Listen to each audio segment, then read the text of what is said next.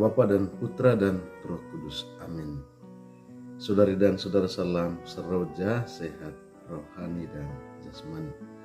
Judul permenungan kita pada hari ini, daya hidup kekal.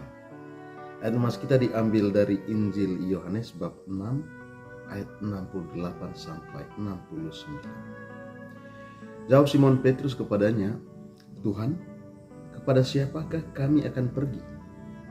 Perkataanmu adalah perkataan hidup yang kekal, dan kami telah percaya dan tahu bahwa Engkau adalah yang kudus dari Allah.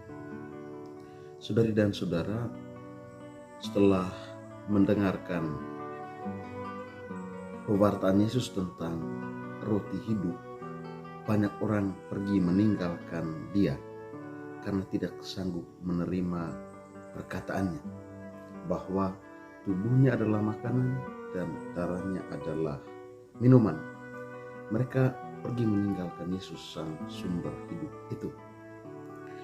Lalu Yesus bertanya kepada para muridnya, apakah kamu tidak pergi juga?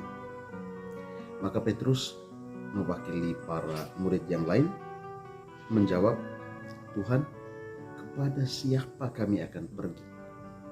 Perkataanmu adalah perkataan hidup kekal.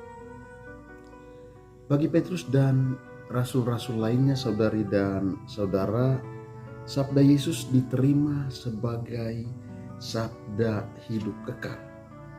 Sabda Yesus merupakan daya hidup bagi mereka. Mereka menerimanya dan lalu menyelaraskan seluruh hidup mereka dengan sabda kekal itu.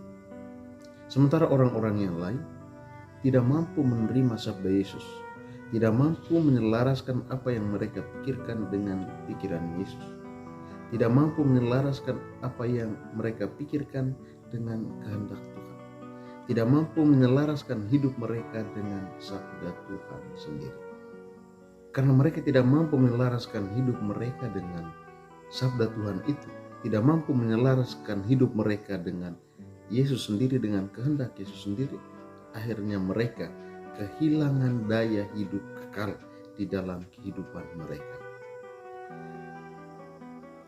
Hari ini Yesus juga bertanya kepada kita, apakah kamu tidak pergi juga?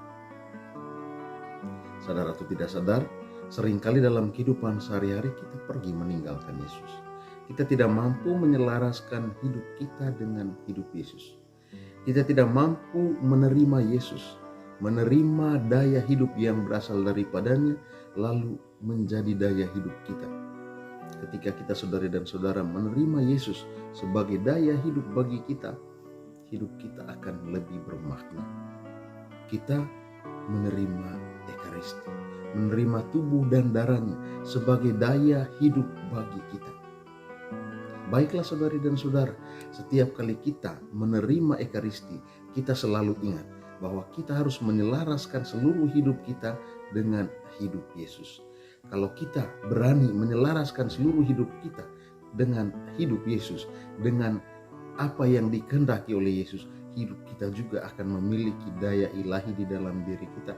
Hidup kita akan lebih bermakna, hidup kita akan lebih berguna, baik bagi diri kita sendiri, bagi keluarga, maupun juga bagi orang-orang yang ada di sekitar kita. Mari saudari dan saudara, kita tetap tinggal bersama dan di dalam Yesus. Memilih Dia, menjadikannya sebagai daya hidup yang membuat kita semakin menjadi berdaya, semakin bermakna di dalam kehidupan kita.